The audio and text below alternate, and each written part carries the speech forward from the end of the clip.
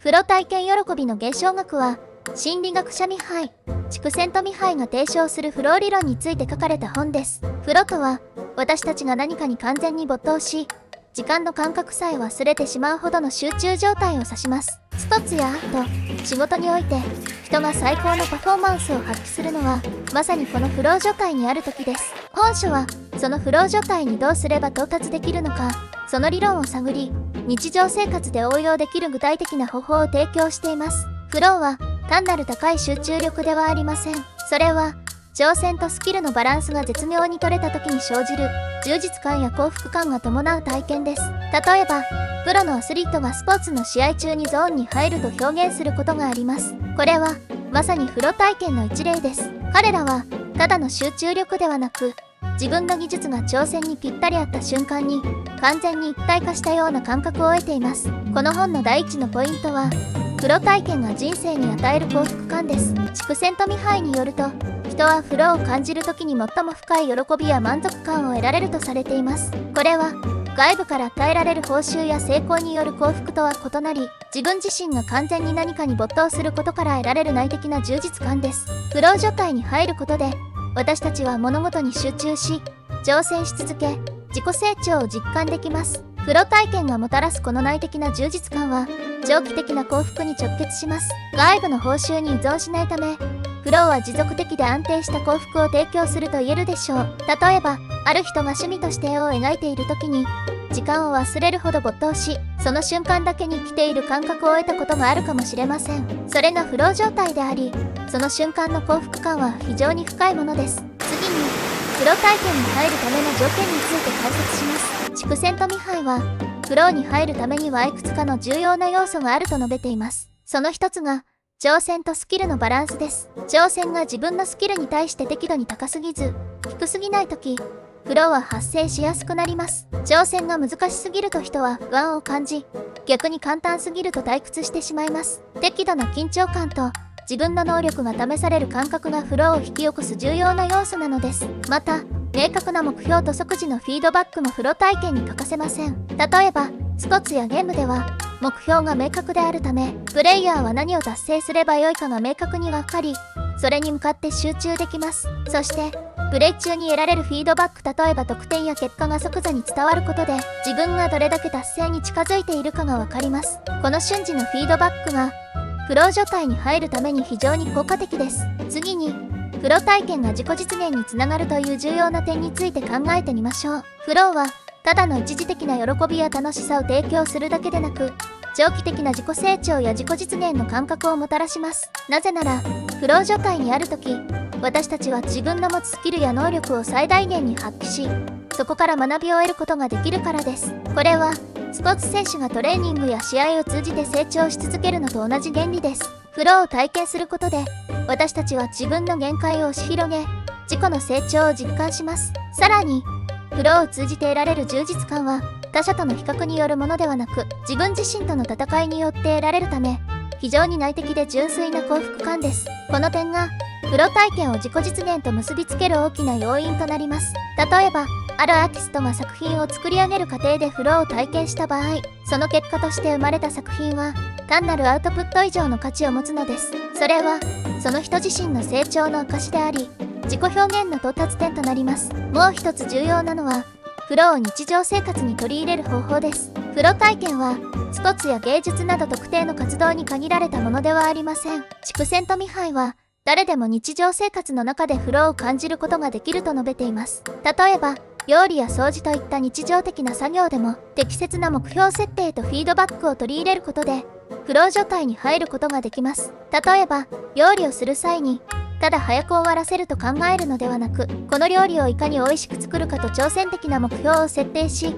それを達成するためのスキルを磨くことで、料理という日常的な行為もフロー体験に変えることができます。このように、フローはどんな活動にも適用できるため、日常の中でどうすれば今この瞬間を楽しめるかと考えることが大切です。フローは内的なモチベーションを強化する力があります。私たちが何かに没頭し、フローを体験することで、外部からの報酬ではなく、自分自身の内側から湧き上がるモチベーションが高まります。例えば、報酬や結果だけを追い求めるのではなく、プロセスそのものを楽しむことができれば、私たちはさらに長期的にモチベーションを保ち続けることができます。これは特に仕事や学習の場面で非常に重要です。結果だけを追い求めると、その結果が出なかった場合にモチベーションが下がってしまう可能性があります。しかし、フローを通じてプロセスに没頭し、それ自体を楽しむことができれば、結果に関わらずモチベーションを高め続けることができるのです。この内的モチベーションが強化されることで、私たちは長期的な成功と幸福を手に入れることができるのです。フロー体験についてさらに深く掘り下げていくと、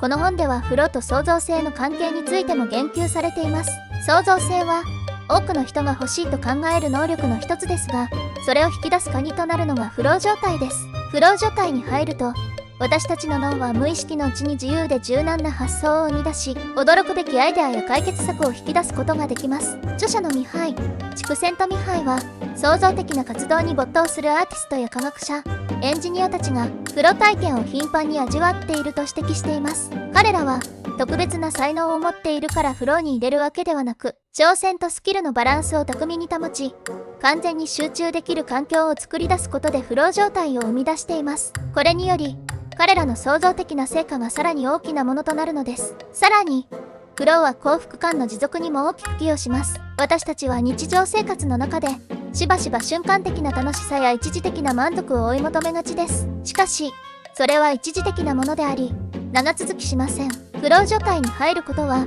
そういった一時的な快楽とは異なり、持続的な幸福感を得るための手段として働きます。フローを通じて自己実現を感じ、人生に深い満足感を得ることで、幸福感が長期的に維持されるのです。これが意味するのは、フロー体験が単なる一時的な楽しみではなく、充実感の持続を可能にするということです。チクセント・ミハイは、フロー状態に入ることで、自分の能力を試し、限界を超える経験をすることができると述べています。これは単なる娯楽や楽しみとは異なり、成長と挑戦によってもたらされる喜びです。さらに、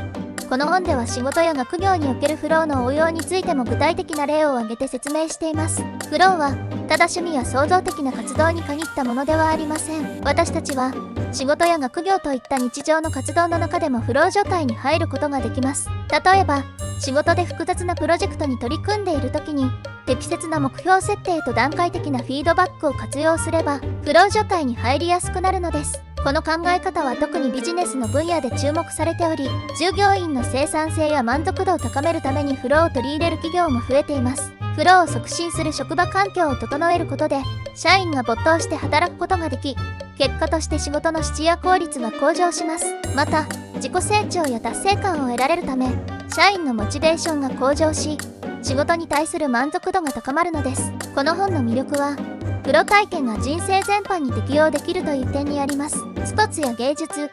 仕事、学習など特定の分野に限らず、日常生活のあらゆる場面でフローを取り入れることができるのです。例えば、何気ない家事や料理、さらには運動や趣味においても、フロー状態に入ることで、それらの活動が単なる作業から充実感を伴う体験に変わります。また、フローを日常生活に取り入れることで、自己成長を感じやすくなり、人生そのものが豊かになります。フロー体験は、自分自身の限界に挑戦し、それを超える経験を提供してくれます。これにより、私たちは自己実現を達成し、日々の生活に充実感を感じることができるのです。チクセント・ミハイは、このフロー体験こそが人生の質を高め、幸福感を持続させる鍵だと述べています。そして、最後にこの本を読んでフローの考え方を学ぶことで、あなたの人生にも大きな変化が訪れるでしょう。自分の能力を最大限に発揮し、毎日を充実した時間にするためのフロー体験をぜひ取り入れてみてください。フローは誰にでも経験できるものですし、この本を読むことでその具体的な方法が手に取るようにわかるはずです。この本が気になった方はぜひ手に取って読んでみてください。あなたの生活がより豊かで充実したものになることでしょう。